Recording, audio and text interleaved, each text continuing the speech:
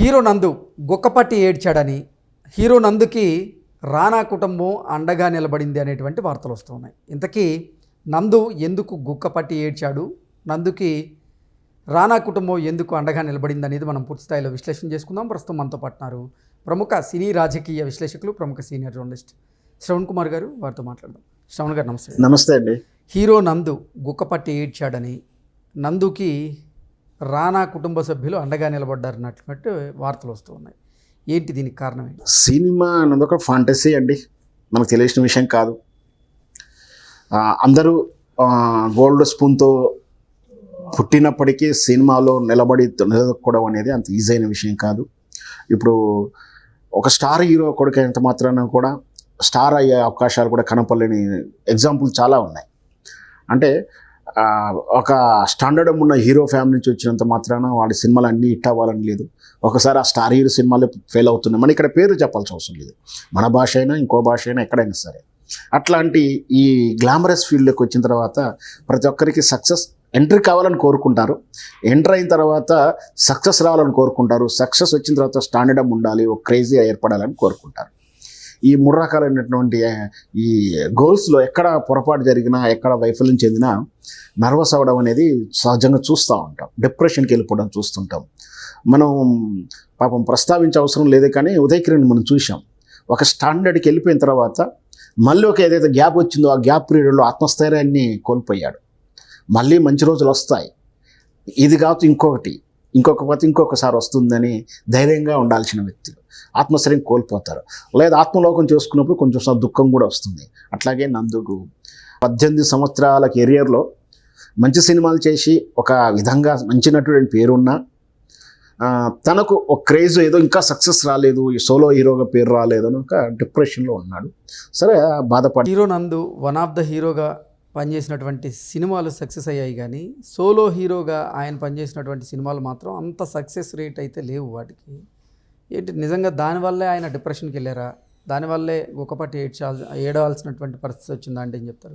నిజంగా కూడా రాకపోవడం పెద్ద తప్పేం కాదు, నేరం కాదు, అదేమో శిక్షించదగిన పని కూడా కాదు. కానీ తను ఒక ఫీల్ అయ్యాడు. ఎందుకంటే సక్సెస్ అంత ఈజీ కాదు.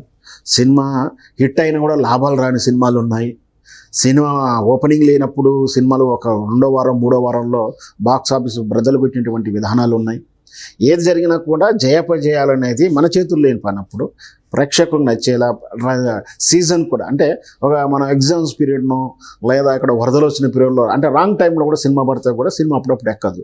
లేదా ఆ సమయానికి అంతకన్నా మంచి సినిమా మన హీరో సినిమా కన్నా ఇంక పెద్ద హీరో సినిమాలు రావడప్పుడు కూడా ఈ చిన్న తరహా సినిమాలు కొంచెం వెనక్కబడిపోతున్న కూడా ఉంటాయి. సో రీజన్ ఏదైనా సరే ఆ క్రేజీ రాలేదని బాధపడుతున్నాడు. అయినా రాకుండా నందుకు ఆయన గుర్తింపు లేని నటుడేం కాదు. నందు అంటే అందరూ గుర్తుపడతారు.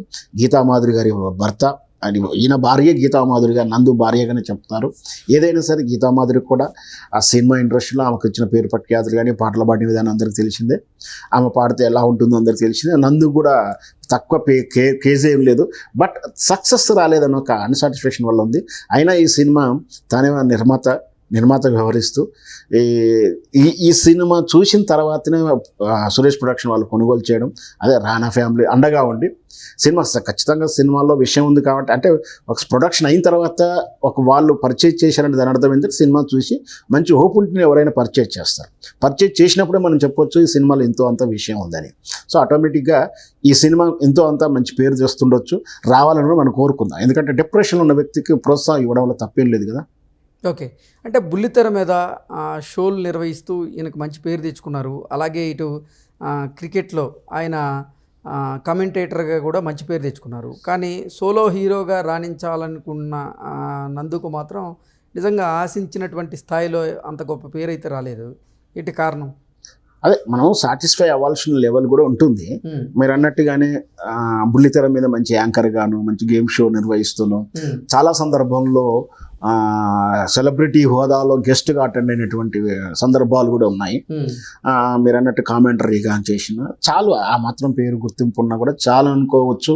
బట్ కానీ నందు మాత్రం సోలో హీరోగా తనను తాను ప్రూవ్ చేసుకోవాలనే ప్రయత్నం చేస్తున్నారు కదా. అంటే కోరికలు అనంతం, అదే చెప్తాను. నేనైతే అంతవరకు తృప్తి పడేవాడిని. ఆయన పడకపోవడం అనేది డిప్రెషన్కి కరవుతుంది. సాధించిందంటూ తృప్తి పడి ఉంటే బాగుండేది. అయినా కూడా ఆయన ఒక గొంతమ్మ కోరిక ఏం కోరట్లేడు. ఆయన ఉద్దేశం ఏంటంటే ఒక చిరంజీవి లాంటి craze, Allu Arjun type craze కోరుకుంటున్నాడేమో. ఆ తరహా చిత్రాలు చేసినో లేదా మంచి కుటుంబ తరహా చిత్రాలు చేసి ఆ తరహా వస్తే మరి పడినప్పుడు మనం ఏం చేయలేం కదా. దాంట్లో కథ ఎన్నుకున్న విషయంలో కూడా జాగ్రత్త వహించి నెక్స్ట్ మంచి సినిమా ఏదైనా చేసి ఉంటే ఖచ్చితంగా ఆ పేరు వస్తుండొచ్చు. ఓకే అండి, థ్యాంక్ యూ సో మచ్.